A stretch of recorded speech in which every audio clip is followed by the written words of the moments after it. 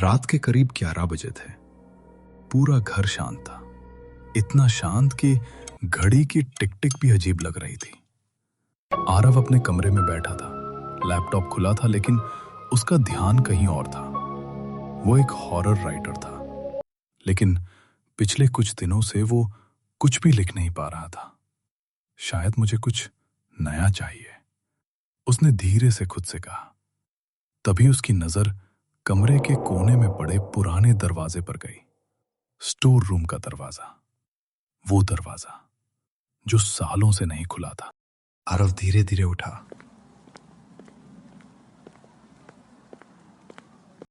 और उस दरवाजे के पास गया। जैसे ही उसने हैंडल पकड़ा, एक ठंडी सी लहर उसके पूरे शरीर में दौड़ गई। अजीब है, उसने सोचा, लेकिन फिर भी दरवाजा खोल दिया।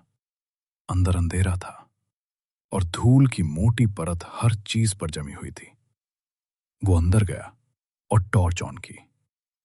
तभी उसकी नजर एक कोने में पड़ी, एक पुरानी काली डायरी। डायरी पे धूल इतनी थी कि उसका रंग भी साफ नहीं दिख रहा था।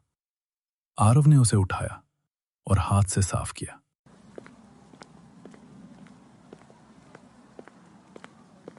जैसे ही उसने पहला पन्ना खोला, उसकी सांस रुक गई। उसमें लिखा था, इस कहानी को पूरा मत करना। आरव हल्का सा हंसा। क्लासिक हॉरर ट्रिक, उसने सोचा, लेकिन अंदर कहीं ना कहीं उसे अजीब सा डर भी लग रहा था। उसने आगे पढ़ना शुरू किया। डायरी में एक लड़के की कहानी थी जो एक घर में रहता था और उसे लगता था कि वो अकेला नहीं है। आरव जैसे जैसे पढ़ता गया, उसका चेहरा बदलता गया, क्योंकि वो जो पढ़ रहा था वो उसी के घर की कहानी थी। उसके हाथ कांपने लगे। ये कैसे पॉसिबल है, उसने बुदबुदाया। कहानी अचानक एक जगह आकर रुक जाती है और फिर दरवाजा अपने आप खुला। बस, इसके आगे कुछ नहीं था। पन्ना खाली था। आरव कुछ देर तक उस खाली पन्ने को देखता रहा। फिर उसने पेन उठाया और मजाक में लिख दिया, और अंदर कोई नहीं था।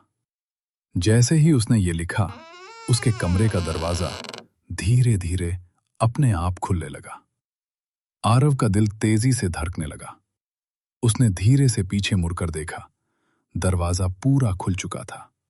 बाहर कोई नहीं था। उसकी सांसें भारी हो गईं। ये कोइंसिडेंस है, उसने खुद को समझाया। लेकिन तभी उसके पीछे किसी के चलने की आवाज आई। आरव ने झट से मुड़कर देखा, लेकिन वहां कोई नहीं था। कमरा खाली था। वो डर गया था। उसने डायरी बंद करने की कोशिश की, लेकिन तभी डायरी के पन्ने अपने आप पलटने लगे और उसमें अपने आप लिखा जाने लगा, अब कहानी शुरू हुई है। आरव के हाथ से डायरी गिर गई। ये क्या हो रहा है? उसकी आवाज कांप रही थी। अब जो भी वो सोचता, वो डायरी में खुद लिखने लगता। उसने घबरा कर कहा, सब ठीक हो जाएगा। लेकिन डायरी में लिखा आया, नहीं, अब कुछ भी ठीक नहीं होगा। अब डर हकीकत बन चुका था। आरव भागकर घर से बाहर निकलना चाहता था, लेकिन दरवाजा लॉक था। तभी उसे एक नाम बार बार दिखने लगा, विक्रम। अगले दिन आरव ने पड़ोसियों से पूछा। सबका चेहरा डर से भर गया। एक बूढ़े आदमी ने धीरे से कहा, विक्रम यहां रहता था। 10 साल पहले वो अचानक मर गया और उसकी कहानी अधूरी रह गई। आरव की रीढ़ में सिहरन दौड़ गई। क्या वो अभी भी यहाँ है? उसने पूछा। बूढ़ा आदमी धीरे से बोला, वो अपनी कहानी पूरी करवाना चाहता है। उस रात घड़ी ने 3 बजाए। पूरा घर अंधेरे में डूबा हुआ था। आरव अपने कमरे में बैठा था। डायरी उसके सामने थी। तभी कमरे के कोने में एक साया दिखाई दिया। वो साया धीरे धीरे इंसान का रूप लेने लगा। एक लड़का, फीकी आंखें, सफेद चेहरा। वो विक्रम था। विक्रम ने धीरे से कहा, मेरी कहानी पूरी करो। आरव के हाथ कांप रहे थे। उसने डायरी उठाई और आखिरी लाइन लिखी। विक्रम को शांति मिल गई। कुछ सेकंड तक सब शांत रहा। फिर डायरी में खुद लिखा आने लगा, अब अगली कहानी आरव की होगी। आरव की आंखें डर से फैल गईं। विक्रम मुस्कुराया और धीरे धीरे गायब हो गया। अगली सुबह लोग उस घर में आए। घर खाली था, आरव कहीं नहीं था।